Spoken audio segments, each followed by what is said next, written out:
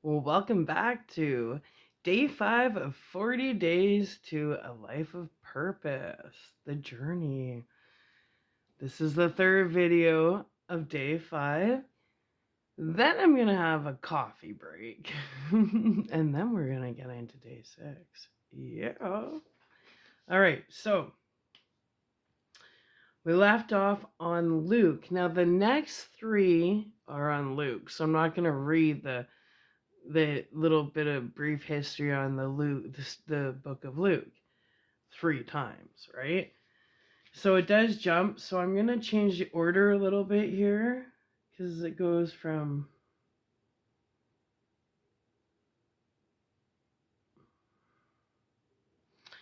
No, I'll just do it in the order it says to do it in. But we're going to start with reading Luke.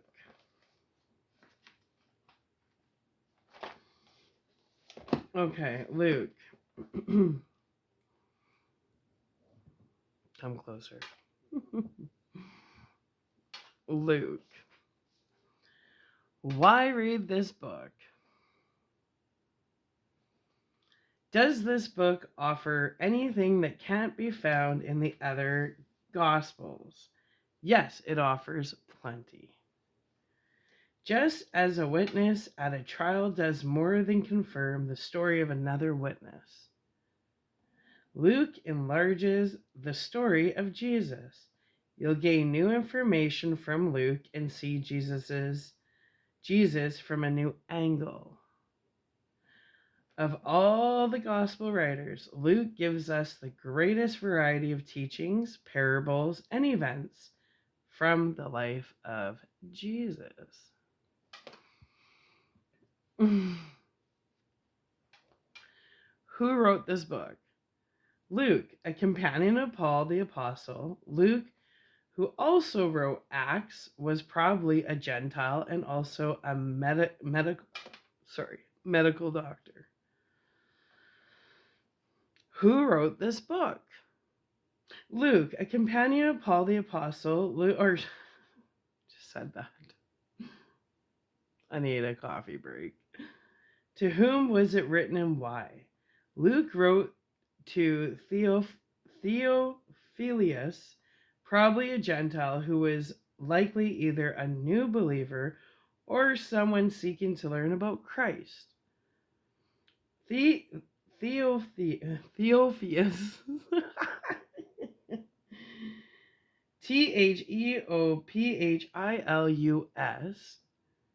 means lover of God, leading some to think the book was written in general to people who love God. I'm one of them. Luke hoped Theophilus, it's like a tongue twister, and other readers would learn that God's love reaches beyond the Jews to the entire world. Yeah, it's not, you don't have to be religious to be loved by God. Like God, even the good, bad, and indifferent, God has unconditional love. He just wishes more people were passing more tests. Anyway, when was it written? Possibly AD 59 to 63. Although some think it may have been 15 to 20 years later. What to look for in Luke? Watch for ways that Luke elaborates on the accounts of Matthew and Mark. You'll find new information here, more stories about Jesus' birth, for example, and the parable of the Good Samaritan. You'll also see Luke's personal perspective in the incidents he included. Stories, for instance, that demonstrate Jesus' interest in the non-Jewish world and the poor. Cool. So the first one we're covering is Luke chapter 16. Well, no, I'm going to change the order. We're going to cover Luke chapter 12. Yeah, 2, 3. Okay. Luke chapter 12, verse 48. I'd rather just do it in chronological order. Chapter 12, verse 48. Luke 12, verse 48.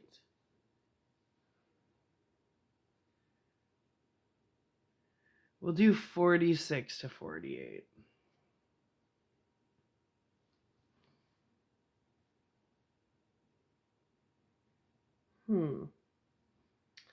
The master of that servant will come on a day when he does not expect him, and at an hour he is not aware of. He will cut him to pieces and assign him a place with the unbelievers.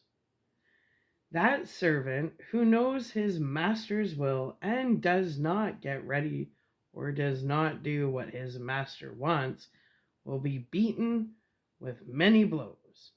But the one who does not know and does things deserving punishment will be beaten with few blows. See, you get beaten more when you know it's wrong and you still do it. That's what it's saying. It says those who do not know will be beaten with fewer blows because you don't know better, right? So it says, so let's go to here. Why would a master cut his servant to pieces? In ancient times, those who owned slaves held complete mastery over them. Slaves were considered as property, and one who displays his master could be severely punished, even killed.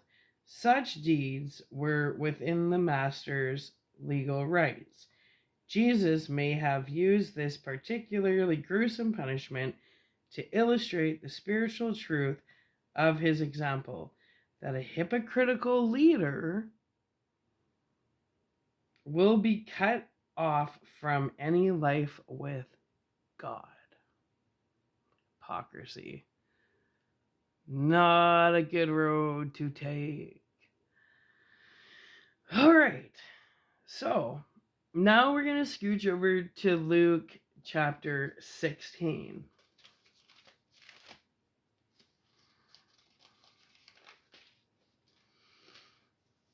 Mm-hmm. 10 to 11.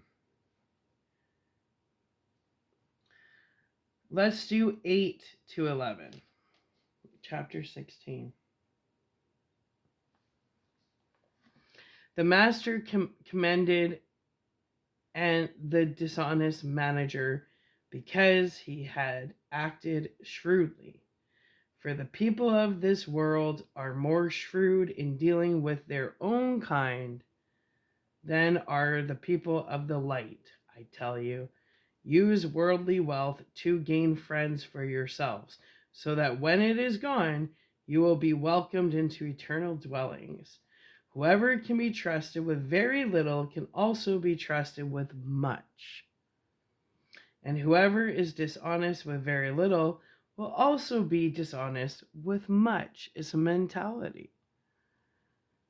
So if you have not been trustworthy in handling worldly wealth, who will trust you with true riches? Tests. And if you have not been trustworthy with someone else's property, who will give you property of your own? Right? Right? Interesting. So the questions here are, why commend someone who was dishonest? This passage is one of the most difficult in the Gospels to interpret. It's important to notice that the manager was not commended for his dishonesty. He was commended for his shrewdness. Jesus was not urging us to cheat. He was encouraging his disciples to be savvy about the use of money and other worldly matters. Some think Jesus' settlement was originally a question. Would the master commend the dishonest manager because he had acted shrewdly? with no as the implied answer, his following comments then would be simply an observation about life. That though his disciples should live ethically, they could nonetheless learn to be more shrewd about using material things to make an impact for eternity. Why use money to buy friendships? Well, that's just stupid. That's why I love the movie Can't Buy Me Love. Is that the Beatles again? Can't buy me love. Oh. I was just telling Jake I love that movie. It's such a good movie. Okay, anyway, let's get back to scriptures. Off the Beatles. That's the second time the Beatles have came in during my little session here in the last few hours. I love the Beatles. Anyway, why use money to buy friendship? This is not the same as bribing people to win recognition or favor on earth. Jesus was encouraging his disciples to use their money generously, whenever and wherever they could, to help others. Good deeds cannot buy eternal rewards, but those who do good because Christ has changed them will be rewarded in heaven. The last question here is, what do financial abilities have to do with spiritual responsibilities? It's a matter of increasing responsibilities. Mailroom to CEO promotions don't happen in one giant step. It's the same with spiritual promotions. Since spiritual assets are far more valuable than worldly wealth, we will not be trusted to manage true riches if we have proved ourselves untrustworthy with money on earth. Those who are selfish and materialistic, failing to honor God with their money and possessions, demonstrate that they do not value true spiritual wealth. The primary focus here is on using money responsibly with integrity. Yeah. Okay. And the last one of day 5 is Matthew. We're going to jump over to Matthew chapter 25, verse 21.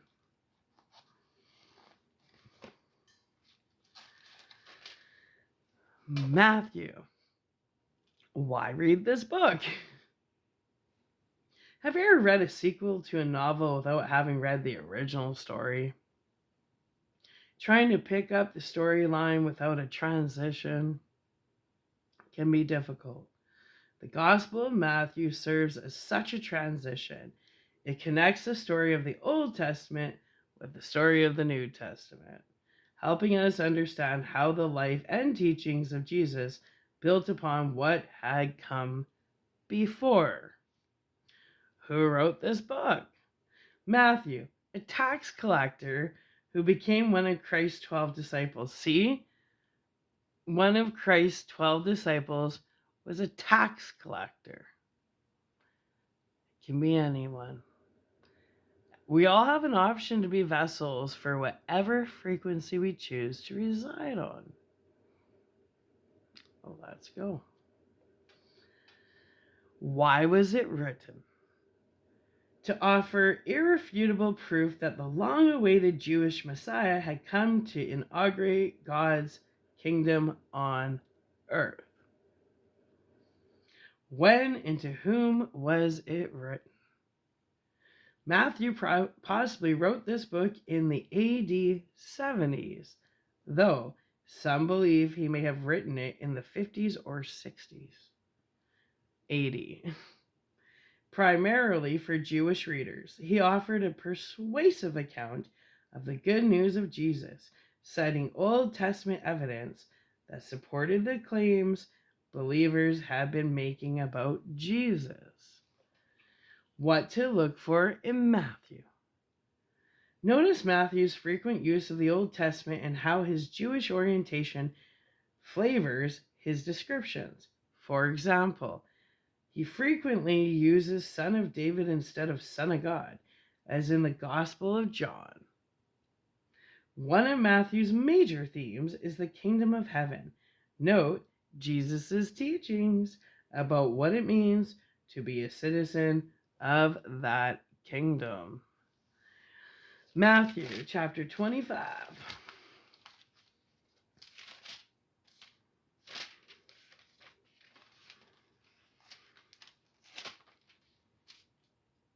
Mm-mm, mm-mm.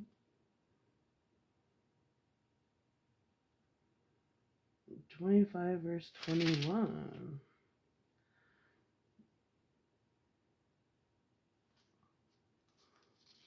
We'll do 25 verses 20.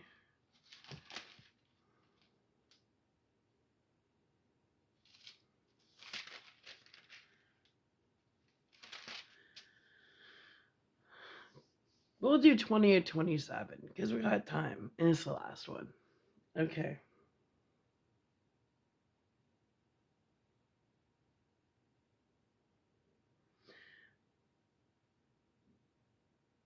We'll do 21 to 32 actually.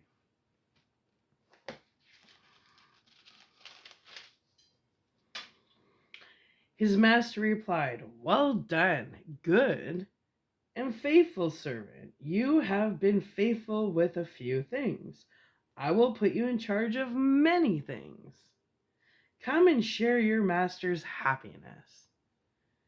The man with the 2 talents also came. "Master," he said, "you entrusted me with 2 talents. See, I have gained 2 more."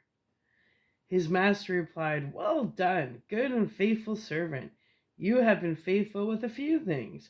I will put you in charge of many things.